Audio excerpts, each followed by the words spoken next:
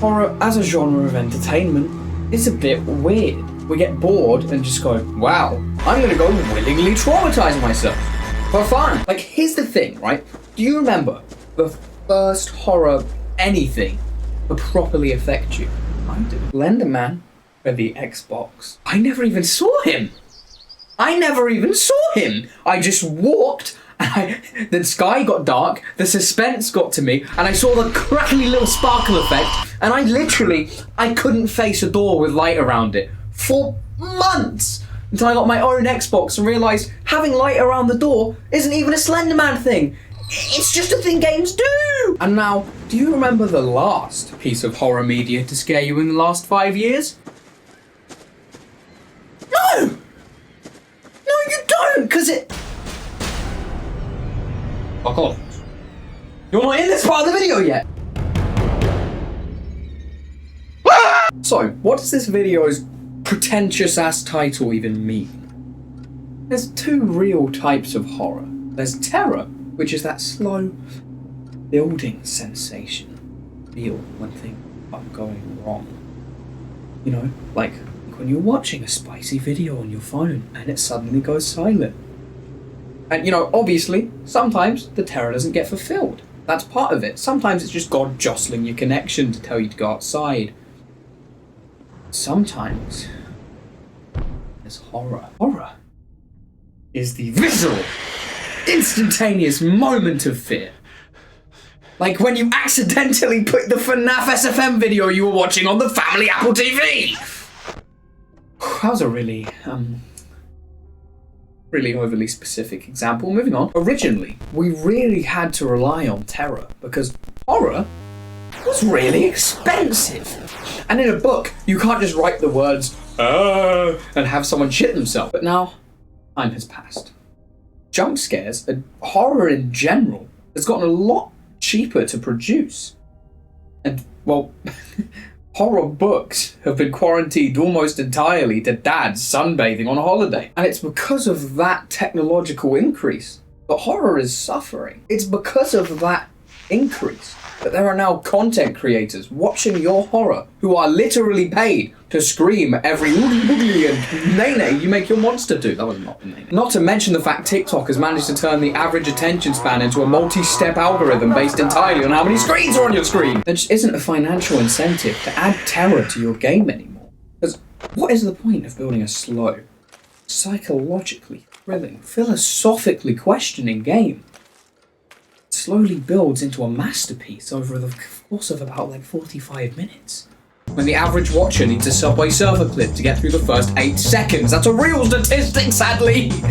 I mean, come on. The only psychological horror game to do well significantly and go mainstream in the last couple years did it because it had anime titties in there.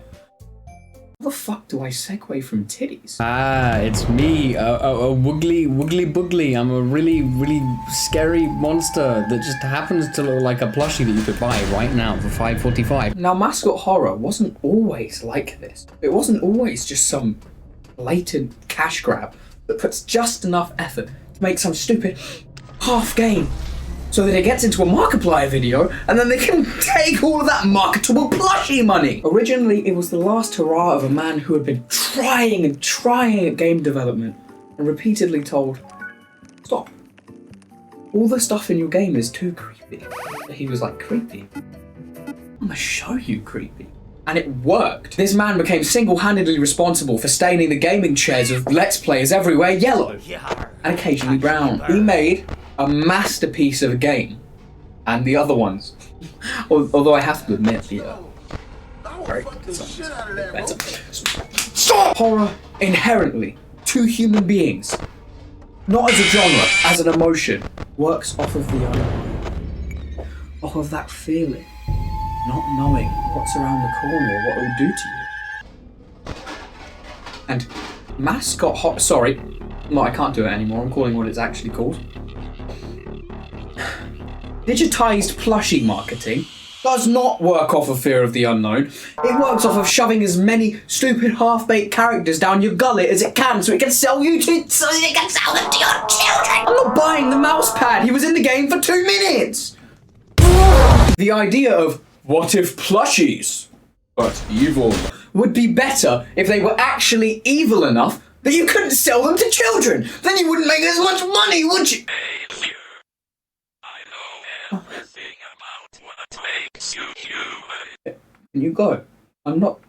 Please, I'm not done yet. I'm not done yet. No, I haven't even made fun of their names yet. Like Huggy Wuggy, what the fuck is that? Remember earlier when I said horror was being killed off by technology? Well, this man, this sociopath, managed to make a series so terrifying. I now check the corners of my room and my closet every time before going to bed.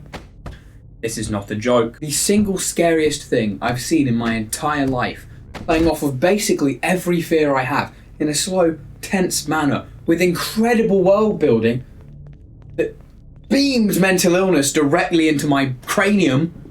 And he did it! With an iPhone! An iPhone! I can't go to bed anymore without being scared off-brand Jesus from Wish is gonna come whisper about car insurance in my ears. Joseph, my balls, it's Joseph. Because of an iPhone? What? Meanwhile, I watch a box office feature film, and the only emotion I feel is comedy, because haha, none have stinky breath, lol. What the fuck? And here's the thing, I'm not playing up for Mandela catalogue fear, right? I'm actually being dead serious. I sweated writing the script. I'm sweating now. And I'm probably gonna piss myself when I edit this. Oh no, and I have to watch it to get the B-roll for this section, don't I? Oh fuck.